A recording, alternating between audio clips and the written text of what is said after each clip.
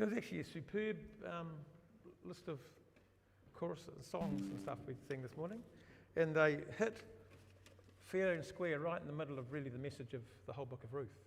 It's just superb. Thank you very much. Well, good morning. Good to see you. So first of all, had a few questions. So I'm going to talk about the elephant in the room. You notice I've got a red spot on my head. Okay, everybody's seen it. It's actually, I've had to put burn cream on to burn off the inhibitor on there, which is called basil, sorry. Some medical people got the joke. Yeah, so just ignore it. If it kind of gets too much, just close your eyes, okay. In fact, somebody at school, one of the teachers suggested that I should have dressed up as Gorbachev for Halloween. Anyway, so good morning. Good to see you. Thanks to Gordon last week. It was a shame actually because I normally, when Gordon's speaking, I like to have a coffee and a bagel, and Wild Wheat was shut because we had a power cut. So, but it was still good, and I do thank you for the effort you put in. That was very well studied, and really appreciate that. And usually when I'm preaching, I'm looking at Gordon and Graham and Bridget to make sure that they don't object to anything I say because they kind of know a bit more than me. So here we go. So this morning we're looking at Ruth chapter 2. Now, does anybody remember the middle movie of The Lord of the Rings, The Two Towers? Okay. I found the movie quite frustrating because the first one, Fellowship of the Ring, it's all starting up, everything's, you get all the characters in, they're moving off, it's really exciting. The last one, of course, the battle, and the middle one starts halfway through and doesn't finish. I hope you don't feel like that's going to be like that today, but that's how I kind of feel. Really annoying, but hopefully it won't be like that today. And we're going to start off, first of all, we're going to read the second chapter straight through. It's not long, but it'd be good, it kind of gives us a good overview. And hopefully we'll pick out a few gems that are in there. But first, let's pray. Thank you, Lord, that someone took the time to document this part of Israel's early history. Do ask, Lord, that you help us identify the hidden treasures that are in this book as we read it over the next few weeks. Amen. Okay, right, so reading from the beginning of chapter 2. Now Naomi had a relative on her husband's side, a man of standing from the clan of Elimelech, whose name was Boaz. And Ruth the Moabite said to Naomi, "Let me go to the fields and pick the leftover grain behind anyone whose eyes I find favour." Naomi said to her, "Go ahead, my daughter." So she went out, entered a field, and began to glean behind the harvesters.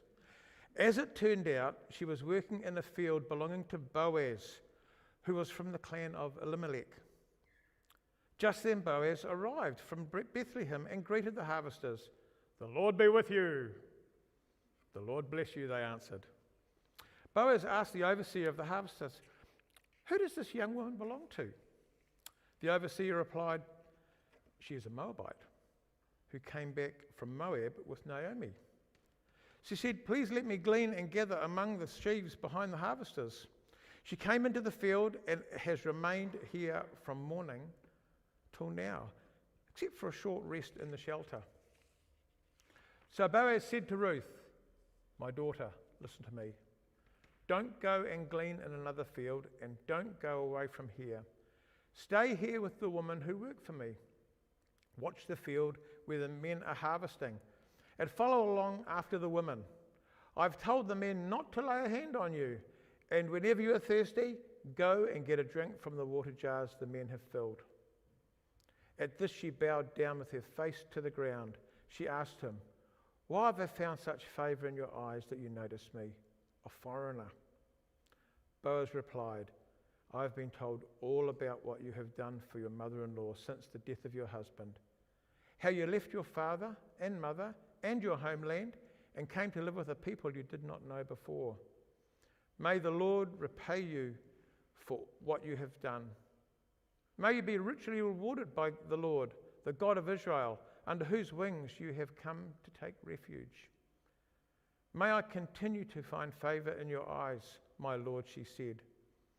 You have put me at ease by speaking kindly to your servant, though I do not have the standing of one of your servants. At mealtime, Boaz said to her, "Come over here, have some bread and dip it in the wine vinegar." When she sat down from the harvesters, with the harvesters, he offered her some roasted grain. She ate all she wanted and had some left over. As she got up to glean, Boaz gave orders to his men. Let her gather among the sheaves and don't reprimand her. Even pull some stalks out for her from the bundles and leave them for her to pick up, and don't rebuke her. So Ruth gleaned in the field until evening. Then she threshed the barley that she had gathered, and it amounted to about an ephah, which I think is about, quite a few kilos. She carried it back to town, and her mother-in-law saw how much she had gathered. Ruth also brought out and gave her what she had left over after she had been eaten enough. Her mother-in-law asked, "Where did you glean today?" That's how I heard it when she said it, kind of gleam in her eye. Sorry. "Where did you work?" "Blessed be the man who took notice of you." Then Ruth told her mother-in-law about the one at whose place she had been working. "The name of the man I worked for today is Boaz," she said. Bom, bom, bom. Sorry. Couldn't help myself. "The Lord bless him," Naomi said to her daughter-in-law. "He has not stopped showing kindness to the living and the dead." She added, "That man is also our close relative. He is one of our guardian redeemers." Then Ruth the Moabite said, "He even said to me, 'Stay with my workers until they've finished harvesting all the grain.'" Naomi said to Ruth, her daughter-in-law, "It would be good for you, my daughter, to go with the women who work for him, because in someone else's field you might get harmed." So Ruth stayed close to the women of Boaz to glean until the barley and wheat harvests were finished, and she lived with her mother-in-law. Very cool story. So, before we start, I'd like to make a comment about prophecy in the Bible. Most of us, would have kind of like a Greek idea of, I'm not trying to get too technical, but a kind of a Greek idea of understanding of prophecy. Someone says something, further down the track, you see it happen, and you go, "Oh, the prophecy's been fulfilled." And there you have it, prophecy. But there's also another kind of look at it, kind of like Hebrew understanding of prophecy. And it's an understanding, and it's a generalization. It doesn't discount prediction and fulfillment, but also recognizes patterns and symbols. What we might call a type. In Exodus and Numbers, God provides water from the rock for his people. In 1 Corinthians, Paul identifies the rock as Christ himself. So you can see the difference. It's kind of like picking things up, these symbols and signs. We will see, especially next week, in chapter 3, different types, looking forward far into the future and seen in the New Testament. Most, if not all of us, know the story of Ruth to some degree. Okay, we've got a general idea. So, to give you a quick context from Gordon's talk last week, Ruth has said about, now this is generalizations, okay, just in case somebody jumps up and disagrees. Ruth has said about 1300 BC, give or take. It was the time of the judges, which was a tough time to live in Israel. It was really rough. Moses had died about 130 years earlier, so we're talking about right early. and Joshua about 50 years earlier. There would have been people who remembered Joshua and maybe talked to people who remembered Moses. So this is very early. I remember talking to a father of one of my friends when I was kind of like in my early 20s and late teens, and he'd fought in the First World War. He was a Scottish chap, and he, of course, like many of them, joined up underage, and he joined at about 1915. That was 110 years ago now. And I still remember talking, so you can see how you think, oh heck, 100 years ago. No, you can actually talk to people, it extends back a fair way. Traditionally, Moses wrote the first 5 books of the Bible. And so these books probably wouldn't have been more than about 160 years old. Interesting, isn't it? We kind of think, 160 years old. And so we can kind of imagine that back that far, can't we? What are the first 5 books of the Bible? Genesis, Exodus, Leviticus, Numbers, and Deuteronomy. I didn't want to kind of get a response in case you didn't know. Most of us would have at least read the accounts in Genesis and Exodus. Very exciting. Sometimes confusing, often confronting and scary. And at the end of Exodus, we have the glory of the Lord covering the tabernacle in a cloud by day. And as night comes, God's glory can be seen penetrating through the cloud. And it looks like the cloud's on fire. Spectacular. Then we come to Leviticus. Talks about burnt offerings, grain offerings, peace offerings, rules, instructions. What's all this about? How many bookmarks are left in the Bible at the beginning of Leviticus? Woohoo, woohoo! Oh, okay. And the bookmark's still sitting there. We'll come to that. The events in the first 5 books would have been very close and familiar to the people of Israel at that time. It wouldn't have been ancient history. They would remember the enemies that they had fought and were still fighting.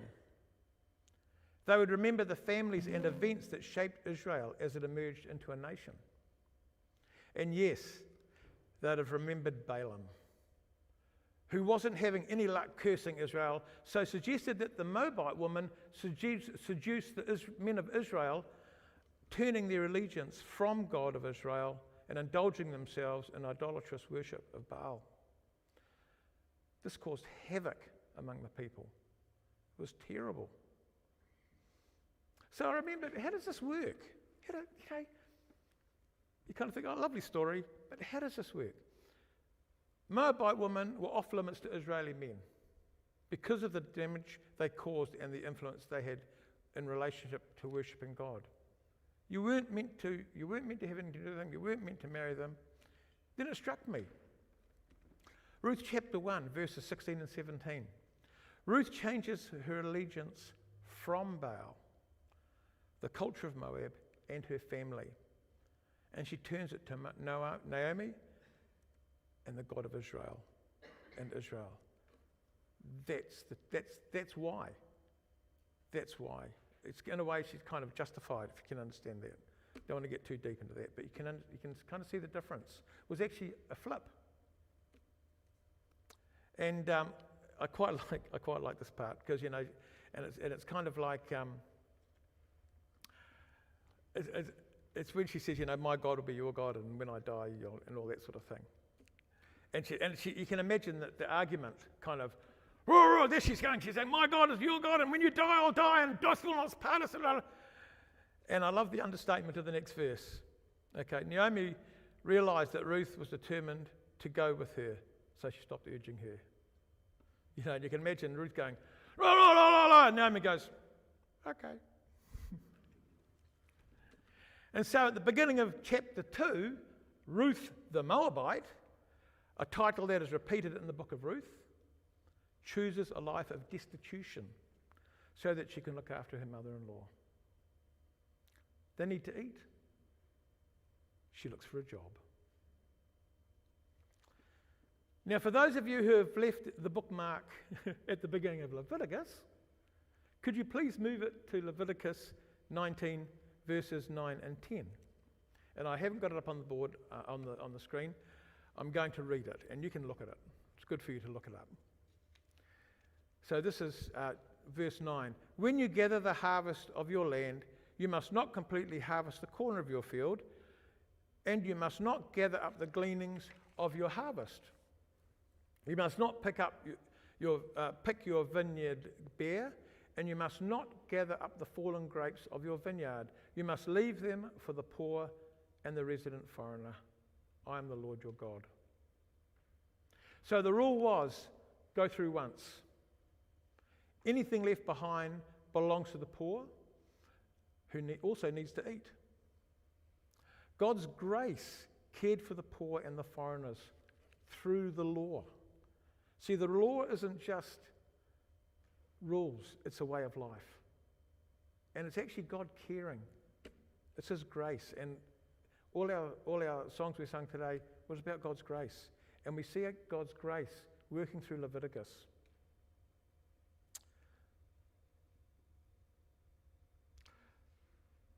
Interesting as well. You were provided for, but you still had to work for it. You didn't sit down and people didn't kind of cart it to you at your door. So the opportunity was there to go out and earn. Ruth obviously knows some of the customs of Israel and goes out on her own, potentially dangerous for a Moabite woman, given the history that's gone before, to glean behind the workers in the field. By chance, she ends up in Boaz's field. Now, there's a Jewish saying, chance is not a kosher word. God's hand was in it. And now we're introduced to Boaz, whose name means in strength, mighty, fierce, strong-headed, bring into refuge, an agent of safety. And some of those words in those songs were talking about that. He was a man of standing. Now, chances are he would have fought against Israel's enemies. He wasn't kind of like the gentry. We kind of see him in Ruth, and we kind of see him strolling in, and there's this older chap who's kind of like a gentry sort of farmer. No, he wasn't. He wasn't at all. He was a hero. And how would he conduct himself? Like a movie hero? Strutting around, arrogant, accepting praises from people? What was his greeting? The Lord be with you. It was caring. He was a nice bloke. He was gracious. Now, as an aside, I'm sorry, it is written down, so I won't kind of wander too much. But as an aside, how do we greet people? As a teacher, I'm continually greeting students in my classes throughout the day. Your first contact of the day helps set the mood of the relationship for that day. Dealing with about 100 to 130 pupils a day, going through my workshop, I get a wide variety of people with and without issues. Some of them have issues, some of them don't. Some I haven't seen for a while and avoiding school. Do I challenge them for not being there for a while? Haven't seen you for a while. Or even if I smile, haven't seen you for a while. It's the same thing, isn't it? Well, I'm not telling them anything they didn't know already. And now they're stuck in the awkward situation of having to justify themselves for not being there. Even if I meant it in a caring way, it kind of puts them on the back foot. Others may have just had an argument with a friend or a teacher and are either grumpy, sad, or both. Some are happy to be in class and ready to work. What I want them to know is that I'm pleased to see them.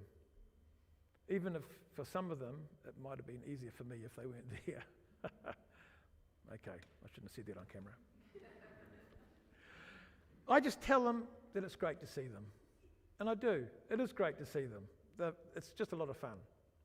And but that's what they want to know. They want to know that I'm pleased to see them, and it's really good. First contact, that's what they need to hear. They need to hear, it's great to see you. Now, any other issues that comes up, I can deal with after that. But that's my first greeting. Sorry, where was I? That's right. Boaz greets the workers with, "The Lord be with you."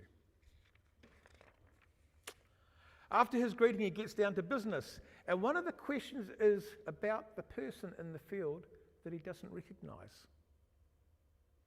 Ruth is identified as a Moabite. Not a good start as an introduction when you're in Israel at the time. Ruth herself doesn't feel as though she fits in. She calls herself a foreigner. And yet the overseer describes her as a person with good character to Boaz, who recognises her name and has also been told of her good character by others. This has probably happened in chapter 1, verse 19, when Bethlehem grapevine kind of is buzzing red hot as Naomi comes home with her daughter-in-law. It surprises me that Boaz took the time to speak to Ruth. So how does Boaz greet her? "Come over here, you saucy Moabite wench." Well, he could have said that, couldn't he?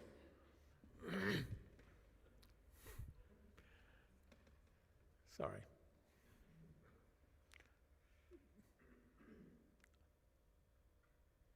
Moabite women had a reputation. And he had the authority. He was a man of standing. No, he didn't greet her like that at all. And now we see Boaz's character. He's gracious and he calls her my daughter. What? A Moabite woman, my daughter?